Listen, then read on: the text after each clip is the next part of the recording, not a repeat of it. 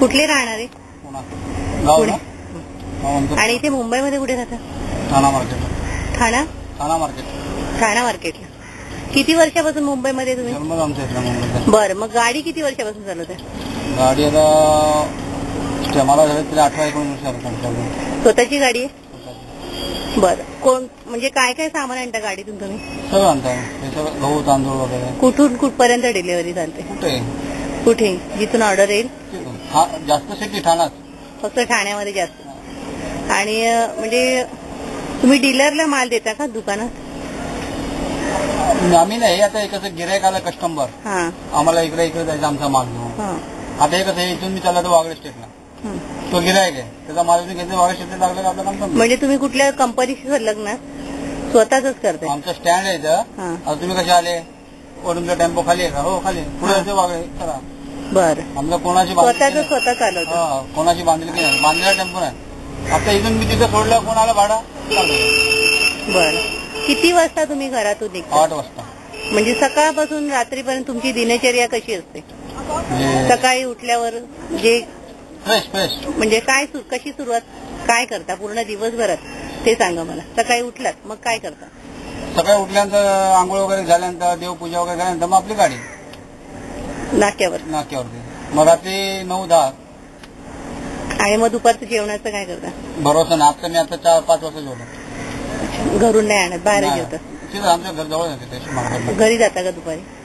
बरं, मग आता उन्हाळ्यात वगैरे ठीक आहे. पावसामध्ये काय कसं चालतं तुमचं काम? पावसात थोडा धंदाच लायक असतो. आणि उन्हाळ्यात कसं असतो? बाकी सगळ्या सीझन मध्ये ठीक आहे. किती भाऊ तुम्हाला दिवसाला उरत असतील पैसे? सगळे हे काढून 600-500 कधी 700 पण होतं. बरं, आणि आता तुम्ही गाडी चालवता बरोबर, तर तुमचा स्वतःचा इन्शुरन्स वगैरे काढलाय का तुम्ही? काढलेला आहे. बरं, आणि घरी कोण कोण असतं? मी, बायको आणि मुलं काय करतात? शाळेत. केवढी आहे? मुलगी 7वीला आणि मुलगा 2रीला. ते शिक्षण चालू होतं. ओके, तुम्हाला स्वतःहून काय सांगायचंय का तरुण मुलांसाठी? तरुण मुलांसाठी का बाबा काम करा, कष्ट करा, कष्टाशिवाय फळ नाही. मग ते काम कुठले असू दे, लाजायचे नाही त्यात. बरं, कोणाकडे हात पसरवण्यापेक्षा आपण मेहनत करा.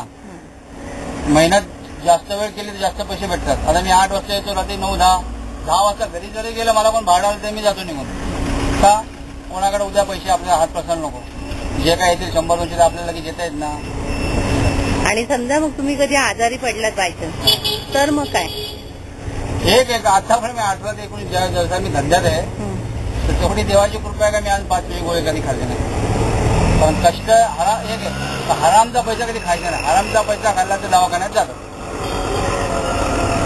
बरोबर आहे का नाही? त्यामुळे मी अनेक देवावर जास्त विश्वास करतो. प्रामाणिकपणा आहे माझा. म्हणजे अख्ख्या जगात गिऱ्हाईक जेवढे आहेत ना माझी बांधलेली, त्यांना ते बाळू प्रामाणिक आहे.